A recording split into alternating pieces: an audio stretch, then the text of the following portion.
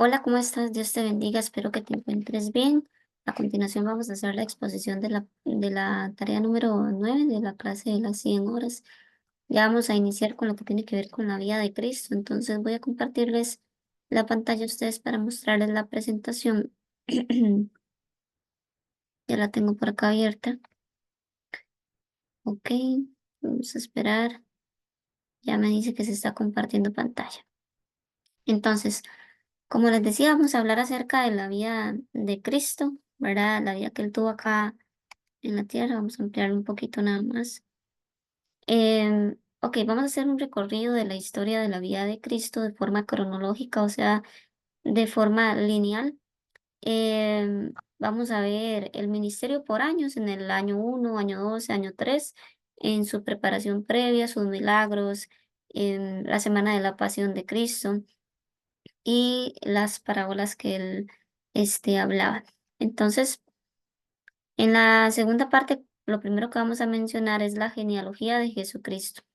En él, obviamente, había sido un Mesías prometido que iba a tener una descendencia a lo largo de muchas generaciones. En cuanto a la genealogía de Jesucristo, podríamos decir que hay 75 personas que le anteceden a él, que tienen papeles muy importantes, más sin embargo, acá solo menciono algunos de ellos. Desde Adán hasta Noé está Adán, que fue el primer hombre sobre la tierra. En su genealogía sigue Enoc, que desapareció de la faz de la tierra porque Dios se lo llevó. Matusalén, el hombre más viejo de la tierra. Noé, que él construye el arca. Estamos desde Abraham a Isaac, que, bueno, Abraham, el padre de los patriarcas, también conocido como el amigo de Dios. Está Isaac, que tiene dos hijos gemelos, Jacob y Esaú. Por otra parte, siguiendo con su genealogía, mencionamos de Jacob, la línea genealógica de Jacob a David.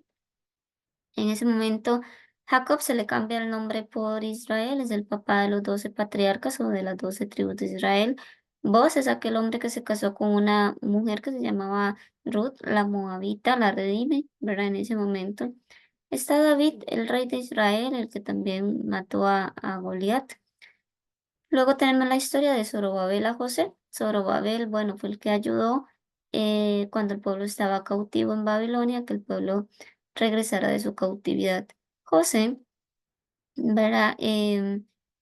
Es el esposo de la Virgen María del que estamos hablando y obviamente padre de Jesús a nivel terrenal. Ok, vamos que Jesús tuvo 33 años en su cuerpo humano, al menos. Y se van a mencionar al menos unos 100 eventos que describen su paso por la tierra. Hay una cronología en sus 33 años que primero se habla de su preparación, ¿verdad? Antes de sus 30 años es muy poco lo que se habla de Jesús, se habla así de su nacimiento y demás.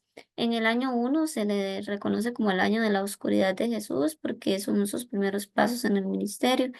En el año 2 es su año de popularidad en la región de Galilea. En el año 3 em, es el año donde más gente se le opone y los líderes también. Luego sigue la Semana de la Pasión, que son 8 días y que actualmente se diría que es en Semana Santa. Luego está cuando ya él muere, resucita, ¿verdad? Y demás. Entonces sería más o menos su línea genial, su línea histórica de vida. En sus 30 años de preparación, lo único que se menciona es su origen, que él nace de una virgen, los eventos de su infancia, cuando aparece en el templo, realmente son muy escasos. En cuanto a su nacimiento, se dice que, bueno, él primero se anuncia el nacimiento de Juan el Bautista por medio del ángel Gabriel y él le indica al profeta, perdón, al sacerdote Zacarías que debían de llamar Juan a aquel que había de nacer. 6 meses después se le anuncia a José que María está concebiendo y le revela que eso es algo del Espíritu Santo y se le aparecen a María. Nace Jesús. Cuando nace Jesús, está en un pesebre anunciado también por em, un ángel a los pastores de la localidad.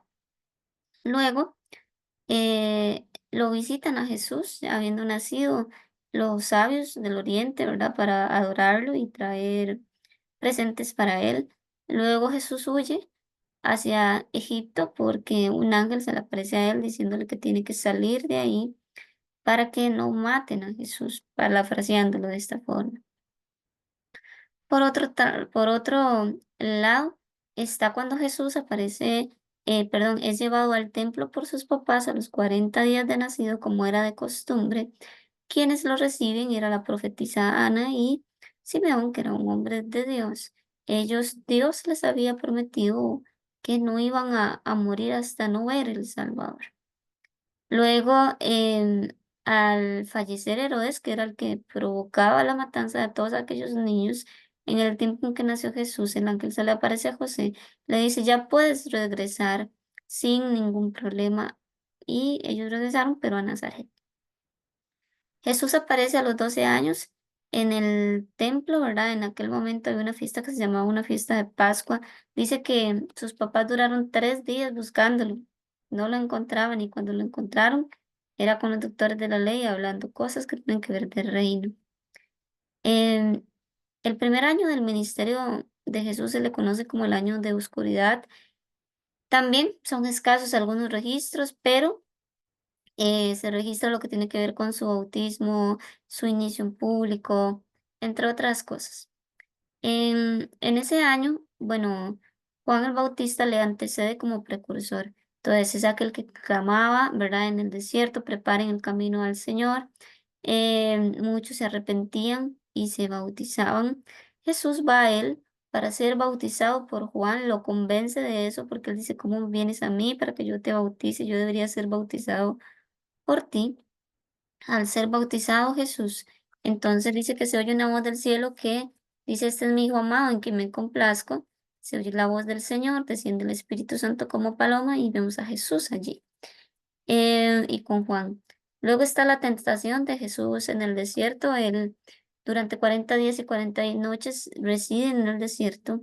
Hay ciertas tentaciones, tres para ser exactos: convertir las piedras en pan porque tenía hambre, lanzarse del pináculo del templo y que se postrara y se adorara, perdón, postrara y adorara al enemigo y que él le daría todo el reino. Mas, sin embargo, él con la palabra sale victorioso pues de estas tentaciones y puede con autoridad de Dios salir de ese desierto también. Posteriormente llega Jesús y él inicia en Betábara su ministerio. Él empieza llamando a 4 de los apóstoles, a Andrés, a Pedro, a Juan, a Felipe y a Natanael a seguirlo. Luego de esto empieza su primer milagro, que es cuando convierte el agua en vino en las bodas de Caná, en unas bodas donde él había sido invitado. Posteriormente, él llega a una sinagoga en Nazaret y abre el rollo del profeta Isaías y empieza a leerlo. Y él ahí dice que esa profecía se ha cumplido en el que él es el Mesías. Esto pues ocasiona ciertos disturbios que tal vez más adelante veamos. Siguiendo con la presentación, el primer año hablamos que es el año de la oscuridad. em, Él expande su ministerio a través de donde, de Galilea. em, Predicando y también bautizando en el sector de Judea. Hay el llamado a pescadores, de 4 pescadores, y también hay sanidades que ocurren mientras que él hace todo eso. Entonces, él llama a Andrés, Santiago, a Juan, a Pedro, que dejen sus redes y que se vayan con él. Luego están los milagros en Galilea, donde él cura a un leproso, también sana en Capernaum, ¿verdad? A un paralítico que bajan del techo de una casa a sus amigos. Y luego también llama a Mateo, el publicano, el cobrador de impuestos, a que le siga como su discípulo. Después de esto hay un celo tanto en el templo como en el sector de Judea porque Jesús trata de restablecer lo que es la purificación del templo, en el sentido de que él observa todo lo que está pasando en los templos, cómo negocian, cómo transforman la adoración en un lugar de negocio y eso lo enoja. Luego, los últimos 8 meses de su primer año de ministerio, él pasa predicando, pasa bautizando en Judea y también atrayendo más discípulos. Por otra parte, Está el segundo año de su ministerio. Este año ministerio se le llama el año de la popularidad. Él se mueve un poco más al norte. Hay multitudes. También se consolidan los demás apóstoles. Él hace milagros muy fuertes en Galilea. Después de eso, él empieza a romper esas barreras culturales y empieza a sanar también. Se topa con aquella que se llamaba la mujer samaritana en el pozo de Sicar. Empieza dialogando con ella, y le dice que si ella toma del agua que le da de beber, ella no iba a tener sed jamás. Entonces, vamos a salir un momento por acá. Creo que se pegó un momento. Vamos a ver la presentación. Ok, vamos a ver qué sucedió. Entonces él se topa a la mujer samaritana, dialoga con ella, le promete que si ella toma de esa agua no va a tener sed nunca más. Hay un contexto cultural donde los judíos y samaritanos no se llevan, tampoco se hablan ni demás. Luego está el encarcelamiento de Juan el Bautista. Juan, el que antecedía a Jesús, había sido encarcelado porque él le predicó a Herodes que estaba con la mujer de su hermano. Entonces él pues no le agrada mucho esto y entonces él es encarcelado. Luego hay una sanidad de un hombre que era noble, le cura a distancia. Desde Caná de Galilea solo manda una palabra de restauración y de curación a aquel que estaba moribundo y que yacía en Capernaum, que residía allí. Vamos a dejar de compartir pantalla un momento para abrir de nuevo la presentación. Solo regálame un momento para acomodar porque creo que se quiso pegar la presentación. Vamos a ver si ahora sí se proyecta, por acá. Ok. Posteriormente a esto está lo que es, voy a seguir con la presentación por acá, el segundo año de popularidad. Es su año de mayor auge. Acá él se ve, ¿verdad? En lo que es el día de reposo, estructurando el liderazgo, entre otras cosas. Acá él se ve en un estanque llamado Bethesda y él sana a un hombre que había estado cojo, y también se menciona que sus discípulos estaban desgranando o quitando las espigas en un día sábado, por lo que los fariseos llegan y le reclaman y le dicen a él que por qué está haciendo eso en un día sábado, que no deberían de estar trabajando. Por otro lado, también sana a un hombre que tiene la mano seca. Ahí él realiza un milagro de curación en un sábado. Y ante esto, pues también está siendo desafiado porque dicen que él no puede hacer nada en ese día. Y él dice que él es el dueño del sábado. Luego están los 12 discípulos, ¿verdad? Y el monte, ahí hay una elección de esos 12 discípulos después de haber orado toda la noche. Él llama a Simón, que le decían Pedro, Andrés, Jacob, Juan, Felipe, Bartolomé, Mateo, Tomás, Jacob, hijo de Alfeo, Simón el celote, Tadeo, y Judas Iscariote, que es el que le traiciona. Em, y después de eso proclama el Sermón del Monte. Siguiendo con esta presentación, está en el año igual de popularidad de Jesús, hay otros milagros que se desencadenan acá. Él trata las enfermedades, calma la tormenta, eh, ¿cómo se llama? Trabaja sobre potestades infernales que tenían perdón, demonios que tenían las personas y los liberta. Entonces, iniciamos con el mensaje de Juan, donde Juan le manda a preguntar a Jesús: Jesús, ¿eres tú? ¿Eres tú el que había de venir? Y él le responde: sí. Mira lo que está pasando con la gente. La gente ve, la gente oye, la gente que no está sana, este, es aliviada. Luego está lo que es la soberanía de la fe, donde sana al siervo del centurión, ¿verdad? Y también resucita a un desválido, que se le llamaba el hijo de la viuda de Naín. Luego él calma las tormentas y expulsa a los demonios. Ahí él calma la tormenta en el mar, liberta a los endemoniados gadarenos, trasladándose hato, ¿verdad? Un hato de cerdos que había ahí que se tiran a un despeñadero. Ahí sana a 2 ciegos y también expulsa demonios. Por otra parte, está, siguiendo con su año de popularidad, también hay rechazo hacia él, pero también él cumple su misión, sigue provocando milagros. Entonces, acá vemos cómo en Nazaret lo rechazan. Él ahí envía a los 12 discípulos con instrucciones específicas, no llevar nada consigo, cómo tenían que predicar, que solo se tenían que quedar en una casa, no andar de casa en casa, entre otras cosas que les designó, y que fueran a sanar, a echar fuera demonios. Y también se menciona cómo le llega la noticia de que Juan es decapitado por orden de Herodes bajo la promesa de la hija de Herodías, que es como le había bailado muy bien, él le dijo, pídeme lo que quieras y yo te lo voy a dar. Y ella lo que pidió fue la cabeza de Juan. Luego está la alimentación de 5.000 personas. Él con 5 panes, Jesús con 5 panes y 2 peces, en Bethsaida alimenta 5.000 personas, sobran 12 canastas.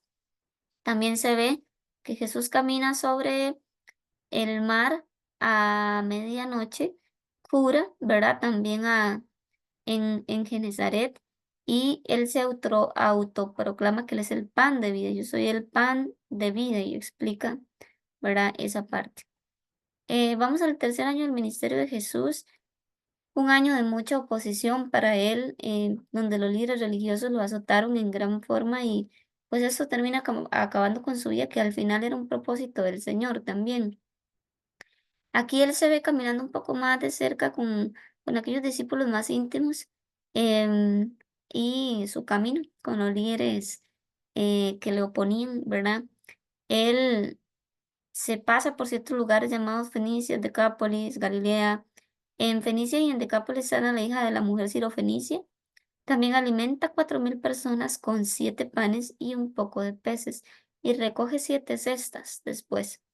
Em, Aquí hay una confrontación en Galilea. Los fariseos le exigen una señal del cielo que demuestre que él es Jesús, ¿verdad? Y él le dice que no, él se niega a eso si ellos no le responden una pregunta.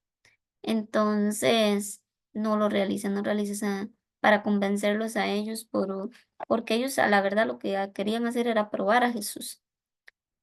Luego, Jesús en un lugar llamado Betsaida sana y también realiza hay una confesión de parte de Pedro. Sana a un ciego en Betsaida con aplicar lodo con saliva y tocando sus ojos con sus manos, poniendo ese lodo, esa saliva allí. Y de aquí es donde Pedro confiesa que Jesús es el Cristo. Em, a Cristo lo comparaban con profetas y con otras cosas, pero aquí se da a entender que Jesús es profeta, pero también es el Salvador. Está siguiendo con el tercer año de esa gran oposición de Cristo. em, en la parte de la transfiguración de Jesús, que ya vamos a ver, hay una parte que aparecen en la montaña. En esa montaña está Pedro, Jacob y Juan, y ven a Jesús con un rostro tan resplandeciente, y cómo Jesús está conversando con Moisés y con Elías, y ellos ven todo eso en la transfiguración. Hay un anuncio en Capernaum donde él empieza a proclamar su muerte y que él va a resucitar, pero también sigue enseñando acerca de lo que es la humildad y lo que es el perdón. También está el rechazo en Samaria y los 10 leprosos que él sana. Entonces los samaritanos lo rechazan. Jacob y Juan le dice, ay, fulmínelos, ¿verdad? Mátelos con fuego del cielo. Pero Jesús lo reprende diciendo que él vino a salvar a todos. Luego, 10 leprosos son sanados y solo uno regresa para darle gracias. Siguiendo igual con el tercer año del ministerio de Cristo, vemos como Él envía a personas igual a predicar, hace milagros también. Él está en la casa de Marta y María, en Betania, y donde se ve María, perdón, Marta, que le servía un poco afanada, y María que se sienta a sus pies para escucharlo. También está la fiesta de los tabernáculos. Allí era una fiesta de tiendas con carpas y también ahí sana un ciego con lodo y lo manda a lavarse a un estanque en Sinaloa. Luego envía a 70 discípulos, igual con instrucciones como lo había hecho con los discípulos anteriores. Ellos al regresar se alegran mucho porque ellos dicen que pudieron haber hecho el trabajo como Jesús les había dicho, con esa autoridad que les había dado. Luego está lo que es la parte donde resucita a Lázaro después de 4 días de muerto. Esto es algo muy polémico porque al haber hecho esto sobrepasó a nivel, de movimientos religiosos y todo, y esto trajo un desencadenamiento muy profundo en la vida de Cristo, porque era algo que superaba muchas cosas que se esperaban. Luego estaban las sanidades en Peria, esa es una mujer que estaba inválida, y a un hombre que padecía hidropesia, esto es que se hincha muchísimo, retiene mucho líquido y él llega ahí y lo sana. Por otra parte está el el tercer año, siguiendo allí mismo, ¿verdad? Cómo los niños eran traídos a Cristo, pero los discípulos intentan como desviarlos de él, pero le dice, déjenlos venir a mí. ¿Por qué es que se daba esto? Porque los niños y las mujeres y los ancianos no eran considerados importantes en el contexto anterior de la época de Jesús. Está el joven rico, un joven rico que se presenta y Jesús le dice, si quiere seguirme, deje todo, venda todo, y él no lo hace así. Luego está, la petición de Jacob y de Juan, que ellos querían ser los primeros en su reino, y él le dice, bueno, el que quiera ser el primero, sírvame, y sirva a los demás. La grandeza entonces se demuestra ahí, perdón, la grandeza entonces se demuestra ahí en el que sirve, no en el que es servido. Siguiendo más adelante acá en la presentación con su tercer año de ministerio, se ve como em, está la sanidad de un hombre llamado Bartimeo que le grita a lo lejos, Jesús, hijo de David, ten misericordia de mí, y él lo sana. Está el encuentro con Saqueo. Saqueo era un cobrador de impuestos, eran odiados por los judíos.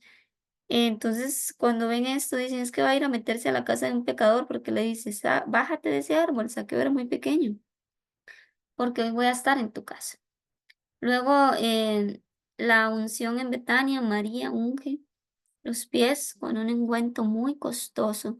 De hecho, Judas se levanta y dice, y con este ungüento tan costoso que derramó sobre los pies de Cristo, le hubiéramos dado a comer a los pobres, pero era un significado simbólico más profundo por la pasión de Cristo que venía.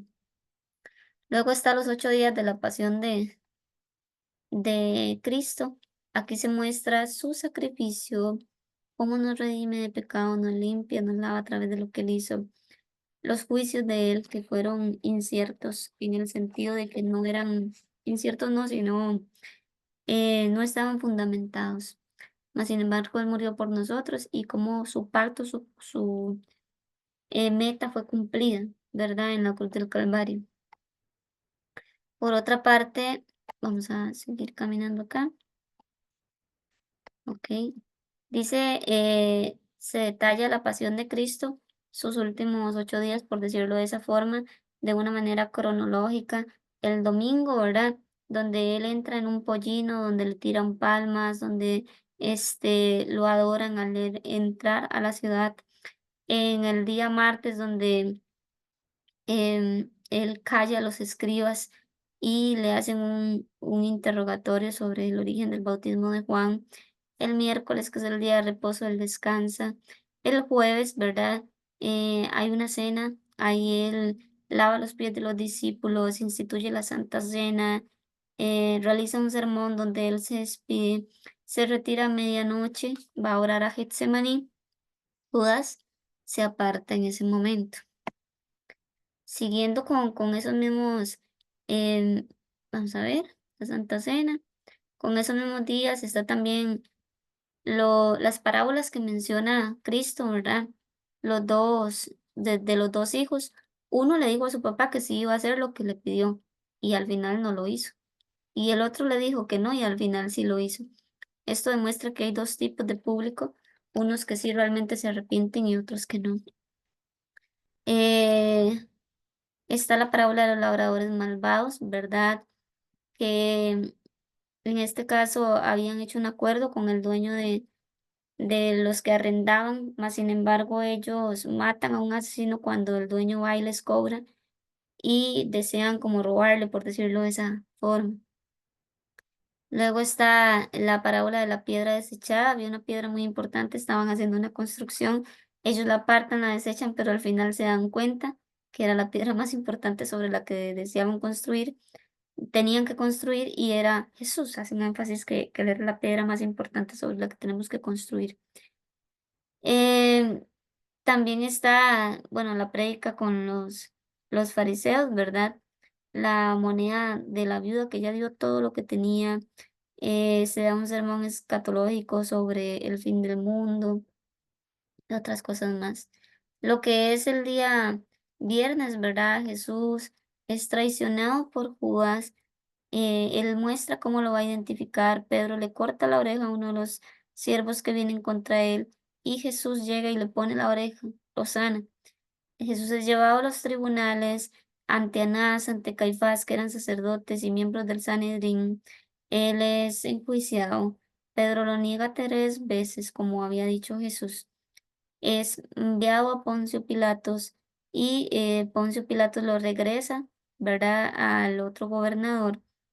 Al final, burlándose de él y al final devuelto a Poncio Pilatos, tiene que poner una jurisdicción sobre él, un juicio.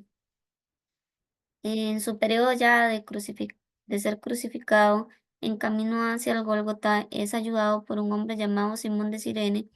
Ahí Jesús expresa varias palabras como Padre, perdónalos, porque no saben lo que hacen. Hoy estarás conmigo en el paraíso, palabras que le expresa el ladrón. Mujer, he aquí tú y tu hijo, hijo, he aquí tú y tu madre. Ahí estaba María en sus pies junto con Juan. A ellos dirige estas palabras. Menciona Elí, Elí, lema sabactaní, ¿verdad? Padre, ¿por qué me has abandonado? Luego decía, tengo sed. Luego mencionó consumado, eso, o sea, el propósito fue cumplido. Y por último, en tus manos encomiendo mi espíritu. Luego, él el día sábado permanece sepultado con una guardia romana, ¿verdad?, que vigilaba la tumba de Jesús. Luego están los 40 días después de la resurrección y demás. Entonces, vamos a dejar de compartir un momento la pantalla.